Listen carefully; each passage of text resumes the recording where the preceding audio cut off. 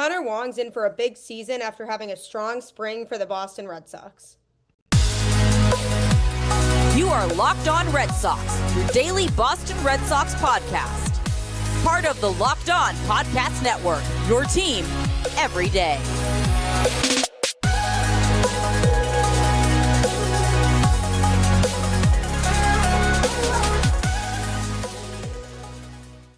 Hello and welcome to Locked On Red Sox, your daily Boston Red Sox podcast, part of the Locked On Podcast Network, your team every day.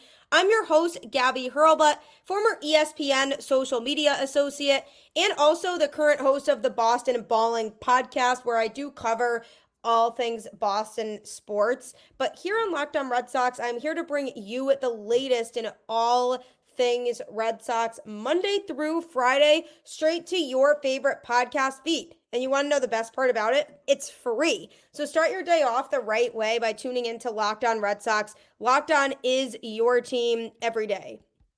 Today's episode is brought to you by Gametime. Download the Gametime app, create an account, and use code LOCKEDON for $20 off your first purchase. Welcome to another episode of Locked On Red Sox, and we can officially now say that opening day is tomorrow. How exciting and crazy is that after what's been a very long winter filled with expectations that haven't been achieved by the Red Sox front office and wondering if the team's going to make moves? Now, at the very least, even though the roster might be looking a little bit rough to start the season, we can say at the very least that the chatter can now be over and the angst of waiting to see what other big moves, if any, the Red Sox are going to make, because now we just know that it's not happening. So in some ways, knowing is better than the unknown.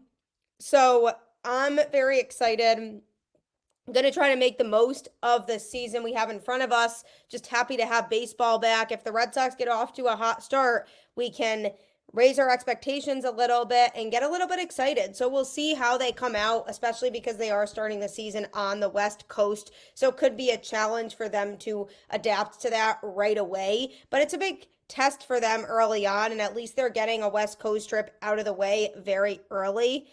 And one thing going into the season that we've been focusing on constantly is what players are really going to step up? Are there going to be any guys who surprise us and have a better season than we think that they might? Are there guys who have a chance to really show up and help anchor this team? One player that could fall into this category of a guy who could have a surprisingly very good season is Connor Wong. He's had a good spring with the Boston Red Sox so far this year. He's taken 40 at-bats, scored 7 runs, 14 hits, and 2 home runs. He also recorded 8 RBIs and hit to an average of .350 with a .395 on-base percentage and a 1.045 on-base plus slugging. A .350 average is fantastic. Granted, he hasn't taken a ton of at-bats, just 40, but still, he's maintaining some consistency and showing that he can maybe get his numbers up at the plate a little bit in 2024. Maybe he's a little bit more confident this year, and knowing that he's going into the season as the number 1 catcher, again, is probably really validating for him. He also knows that there's likely some pressure on him in the little bit of a longer term from the standpoint of Kyle Teel eventually coming up and being added into that catching equation. So Connor Wong is somebody who has to have a big year if he wants to solidify his spot past that when Kyle Teel does come up, because at that point the Red Sox are going to have to make some decisions on the catching, whether that means moving Connor Wong or moving Reese McGuire. Somebody's going to be moved around, and that person could be Connor Wong. So if he has a big season in 2024, it's going to be hard for the front office to justify moving him. In 2023, he took 371 at-bats and scored 55 runs, 87 hits, and 9 home runs, along with 36 RBIs and 8 stolen bases. He only hit for a batting average of 235 and an on-base percentage of 288 with an OPS of just 673. So he was a very average hitter last year. He did steal bases a lot of times when he was on base and was able to get a good read there and drove in 36 runs, but he does need to contribute a lot more this year if the Red Sox can look at him as a key roster piece. Defensively, he has a great arm. He was throwing out a lot of people who were attempting to steal bases. So that's something he definitely has going for him. He was able to make some really nice plays behind the plate. So I'm looking forward to even more elevated defense from him in 2024. But he definitely does need to get his numbers up in terms of feeling confident that he can be a piece to the puzzle in the long term for the Boston Red Sox. One thing that I'm paying attention to when it comes to him is his plate discipline. In 2023, he walked just 5.5% of the time and struck out 33.3% of the time. And sometimes you do see catchers have a higher strikeout rate, especially compared to their walk percentage. So I'd like to see him improve on that a little bit heading into this upcoming season, is when you compare his walk rate to his strikeout rate.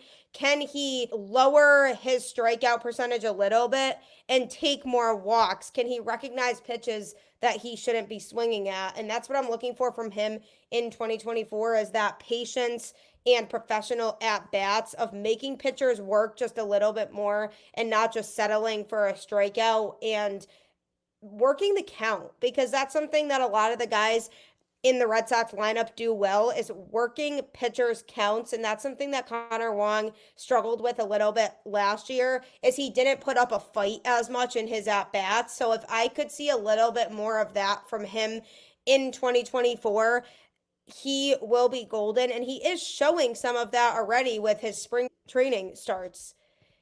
In the games that he's appeared in during spring training, he's shown a lot of potential to take more competitive at-bats, and he's willing to not swing at as many pitches aggressively, and he's actually making himself into a formidable offensive unit because he's up there, and rather than just swinging at a lot of different pitches and things that aren't in the zone, he's developing more of that recognition of what's in the zone and what's not. And he's just developing a better eye at the plate. So that's something I've enjoyed seeing from Connor Wong this spring and something to look forward to heading into 2024. I will say for him, he could use, though, a little bit more work with the off-speed pitches and being able to hit those a lot better.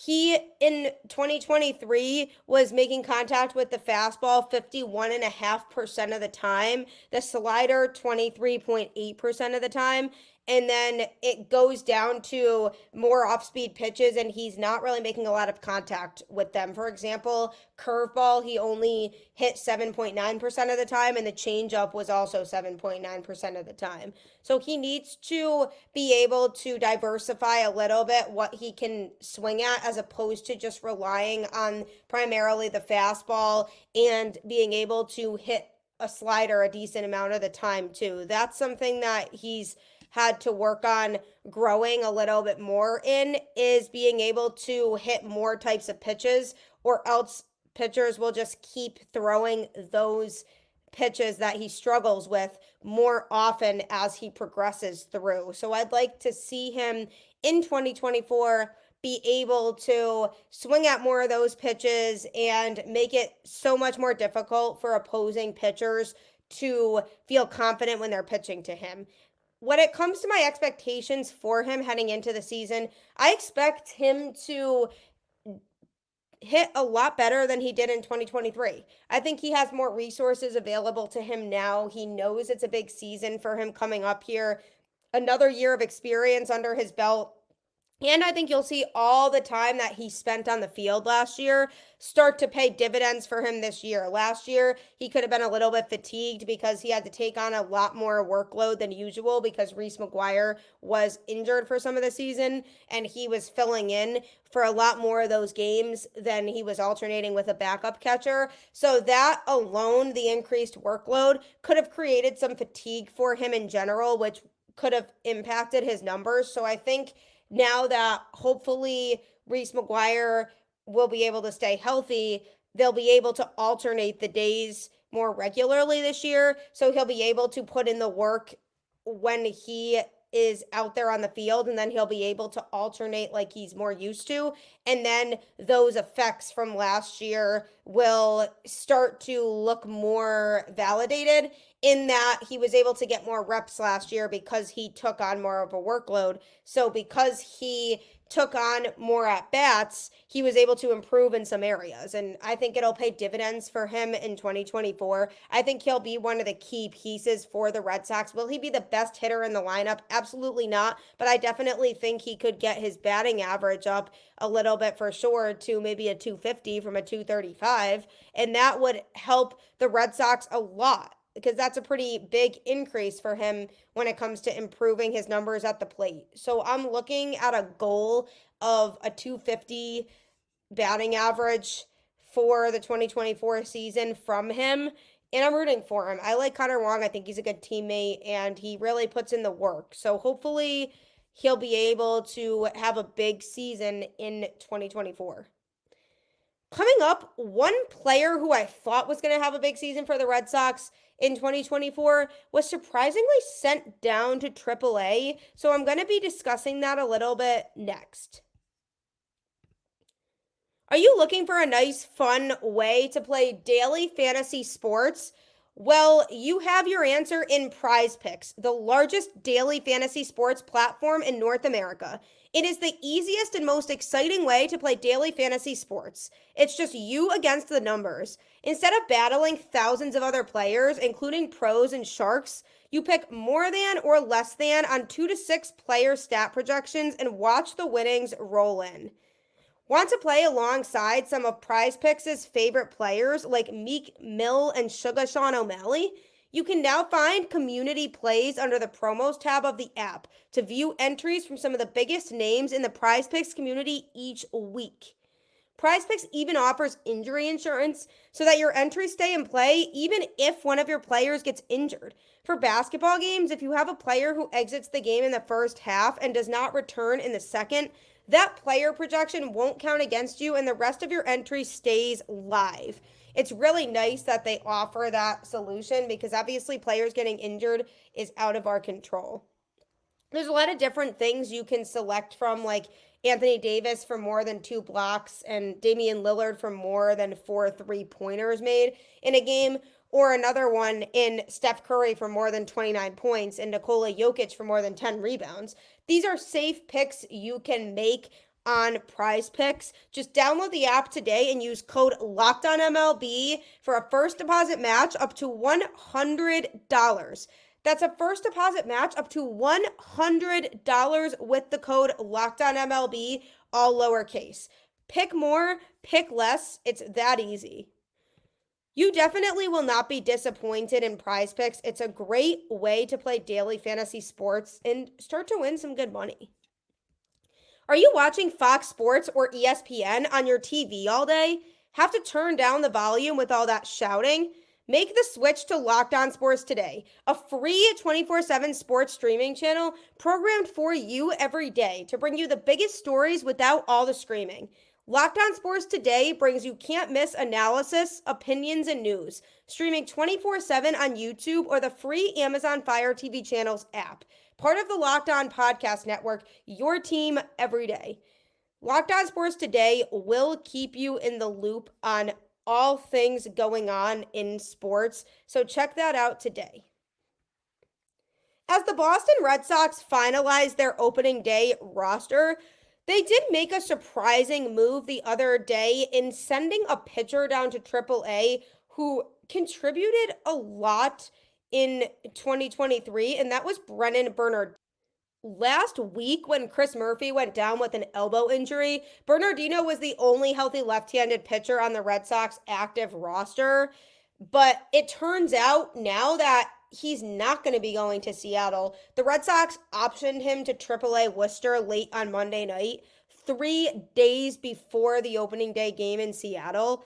Alex Cora labeled the Bernardino move as the club's most difficult roster decision of the spring, basically explaining that his expectation is for Bernardino to contribute at the big league level over the course of the season. He just won't be starting there.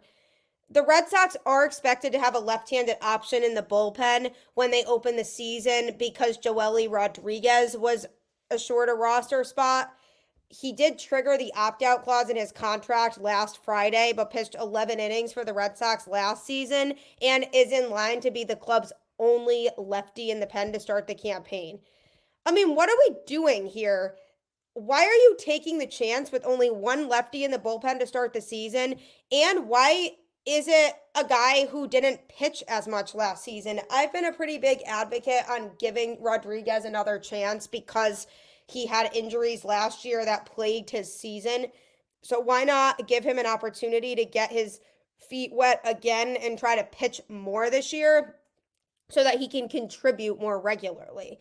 That's what I'm wondering, because Brennan Bernardino was a key piece of the pen last year. He accumulated a 3.20 ERA over 50 2/3 innings. It was a breakout year for him. He only had 2 1/3 innings of big league experience heading into 2023, and he showed that he had a ton of potential because he was getting the Red Sox out of big situations with base traffic. And when Alex Cora would bring him into games, I felt confident. I said, I want somebody to come into this game who I know can get the job done. And I feel like Bernardino is the type of guy who can come in and get the job done. And it was disappointing to me that the Red Sox didn't take advantage of that by letting him stay on the major league roster, especially because he only allowed one unearned run in 6 2/3 innings over 7 appearances this spring. The Red Sox are now saying they have a clearer picture of what their opening day roster could look like, but I'm not getting a clear picture on their expectations for this pitching staff because it's way too much of a risk to go into the season with one lefty in the pen, because what happens if Rodriguez can't stay healthy? Then what do you do? And you're taking a chance on him panning out to be what the Red Sox think he's going to be. It's looking like the bullpen is going to include right-handers Isaiah Campbell, Greg Weiser, and Justin Slayton. It hasn't been fully confirmed yet, but that's presumable. And with this whole situation, the Red Sox are just not leaving themselves a lot of wiggle room. Bernardino is a guy who was one of the more consistent pitchers out of the pen last year, was able to fool hitters, was able to get guys out consistently, and was able to get the Red Sox out of big jams and high leverage. Wouldn't you want guys like that out of the pen? And as talented as I feel like Campbell, Weiser, and Slayton can be, they're all unproven in MLB, but also the Red Sox system. We don't know how they're going to contribute, and it's, again, a lot of question marks. I'm just having trouble understanding why the Red Sox would send somebody down to AAA who was a proven arm in this bullpen rather than keeping him around because he was consistent on a regular basis when it came to getting the Red Sox out of tough situations. And honestly, based on this starting pitching rotation right now, there's a lot of question marks there, to the point where they might exit the game quite a bit with base traffic. And when the Red Sox need somebody to come in, I trusted Chris Martin in those situations. I trusted Josh Winkowski in those situations. And I trusted Brennan Bernardino in those situations. Those were the guys who I felt the most confident with coming into high leverage situations. And as it is, Chris Martin is not 100% healthy. Who knows how effective he's going to be able to be. So I don't know if it's because the Red Sox are choosing again to prioritize developing some of this other talent that they acquired this offseason, seeing where they could fit into the long-term picture of what the Red Sox are trying to do, which is fine. I don't have an issue with them trying out a couple guys, but you want solidified arms in the pen, especially when you have a rotation that could be so shaky heading into the year. So it's a shame to me that they sent Bernardino down to AAA. Alex Cora said that these roster decisions are hard when it comes to finalizing things for opening day, which I do get, but this move just made absolutely no sense to me. Kind of came out of left field. And when the news broke, I said, what are the Red Sox doing here? You want to have that guy who compiled some very nice stats for you in 2023 and was able to be relied upon in a lot of different scenarios, and the stage was never too big for him. So I'm hoping the Red Sox decide they want to bring him up very quickly, because he definitely deserves a spot on the opening day roster. And I was just very puzzled by the fact that the Red Sox were seemingly okay with primarily using Joely Rodriguez as the left-handed pitcher when he hasn't been able to show that he can stay fully healthy. So we'll see if that backfires on the Red Sox. I don't know that they have a direct plan for him at this point, but Alex Cora does expect him to contribute later on in the season. So I'm hoping he gets that opportunity, because I am a big fan of Bernardino. He was one of the most consistent pitchers out of the pen last year. So hopefully going into 2024, the Red Sox do give him an opportunity, because he absolutely deserves that. Coming up, I'm going to be talking about another player who had a big game in spring training the other day and is expected to platoon in the infield to start the season. Could he be a difference maker for Boston? You'll find out next. Are you ever trying to score last-minute tickets to anything? I know buying tickets for any event can be super frustrating, and Gametime has you covered for all of your ticket needs. I love Gametime because it shows you the view from your seat before you purchase, so you can have a complete peace of mind knowing what your view is going to be and that it's not obstructed in any way. And they're obsessed with finding ways to help you save money on tickets, so they'll give you cheaper prices than under ticket vendors will. I've compared Gametime to other places in the past when buying tickets, and there's always a significant price difference, and Gametime does generate cheaper tickets for you. So Gametime is the way to go if you're trying to score tickets last minute to a game or a concert or any type of event at a venue. Take the guesswork out of buying tickets with Gametime. Download the Gametime app, create an account, and use code LOCKEDON for $20 off your first purchase. Terms apply. Again, create an account and redeem code LOCKEDON for $20 off. Download Gametime today. Last minute tickets, lowest price guaranteed. They really will guarantee you the lowest price. I've experienced it firsthand, so it is the place for you for any ticket purchasing needed. The other place for you is Locked On Sports Today. Locked On has launched the first ever national sports 24/7 streaming channel on YouTube, and now it's also available on Amazon Fire TV in the free Fire TV channels app. Locked On Sports Today is here for you 24/7, covering the top sports stories of the day with the local experts of Locked On, plus our national shows covering every league. Find Locked On Sports Today, now available on the free Fire TV channels app. It's so exciting for the network because nobody else has this. So if you're looking to stay caught up in everything going on in sports, head to Locked On Sports Today. The Boston Red Sox have a young infielder in Enmanuel Valdez that got some opportunity to play in the majors in 2023, but not a lot. He got called up due to injuries and then got sent back down to AAA when players returned. So we caught some glimpses of what he could do. He then came up again for a brief stint towards the end of the season. And his defense in the infield was a problem, but he was definitely showing some strong ability at the plate. And he had a big game in Monday's spring training game. He had a game-high 3 hits, including a solo home run off Rangers reliever Josh Sabors in the 8th inning. He turned on a 1-2 fastball, sending into the right center field seats.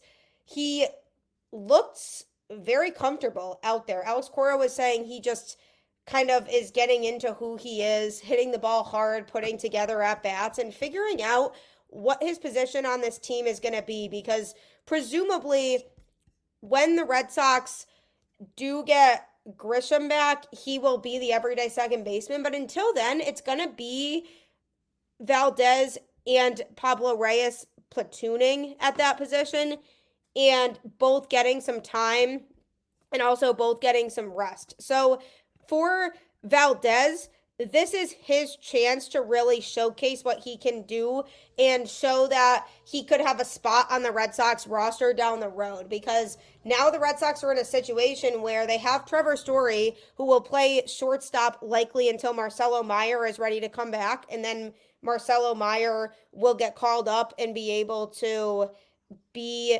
the everyday shortstop. And when you look at the middle infield situation, there's a lot of good players in there, because if Marcelo Meyer gets called up and is the everyday shortstop with the everyday second baseman of Vaughn Grisham, then what happens to Enmanuel Valdez?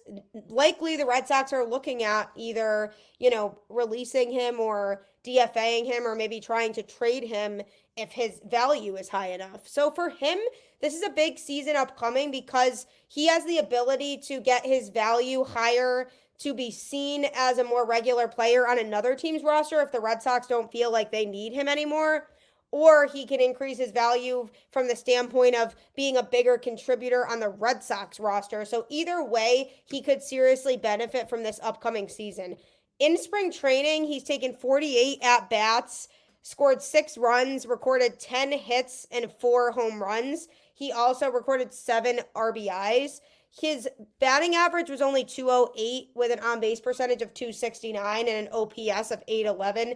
So he hasn't really showcased a ton of potential so far this season, even though it was just spring training. He does need to get his bat going a little bit more if he wants to seriously compete for a roster spot moving forward.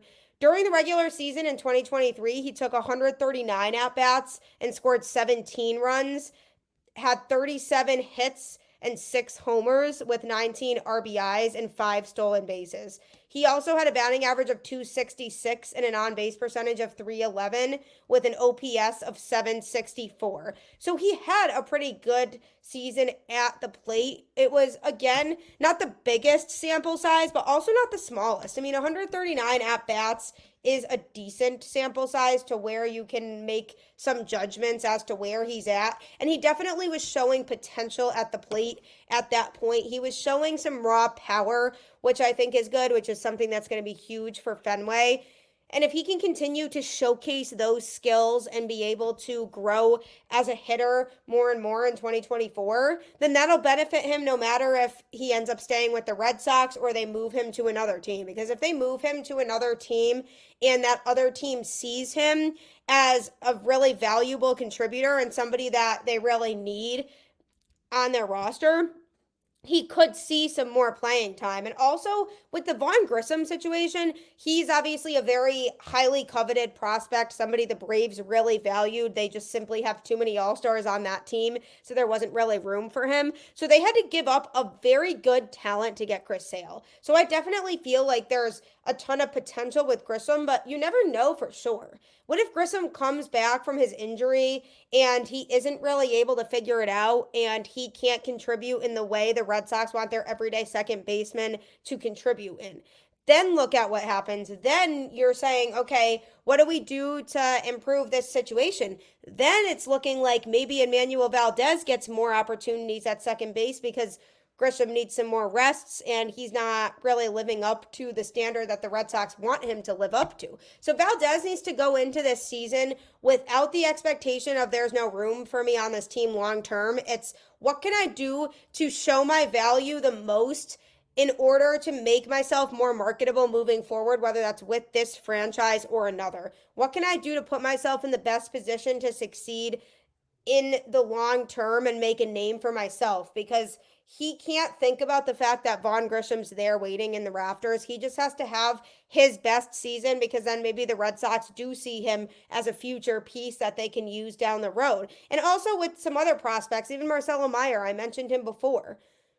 just because he's a huge prospect for the Boston Red Sox doesn't mean he's definitely going to pan out in Boston. What if he gets too many injuries and can't really stay on the field? You don't really know how a player is going to be until they're actually called up. And if Marcelo Meyer gets called up and underwhelms a little bit, then maybe we're looking at another opportunity for Valdez. So even though he's not considered an everyday player at this point, he can still play like one if he has the capability to and showcase what he can really do. Because if he does that, then the Red Sox have a lot more leeway when it comes to being able to potentially moving him if they don't have a place for him anymore. And teams will probably want to make calls about him, and they'd be more willing to give up bigger pieces because his value is high. And then maybe other teams are saying, we could really use this guy as a key piece for us. So he needs to be really focused and locked in this season. I'm hoping he grows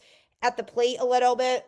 Simply lack of experience was a lot of what entailed his struggles last year. So I'm hoping that with more and more time and experience, and especially being a platoon guy on the major league roster heading into the 2024 season, he can work and be able to get those reps in and gain more experience of being in that environment with high stakes situations and just being in that pressure of playing at the major league level. And it can only help elevate his game, hopefully. So I'm looking forward to seeing what he can do this season. He's definitely somebody who obviously has to grow his defense tremendously because that was just not cutting it last year, but showed a lot of potential at the plate. So I'm hoping he can continue to maintain that and make people excited because he definitely has potential there. It's just a matter of putting everything all together for him and really showing people that he has the tools necessary to be successful for the Boston Red Sox.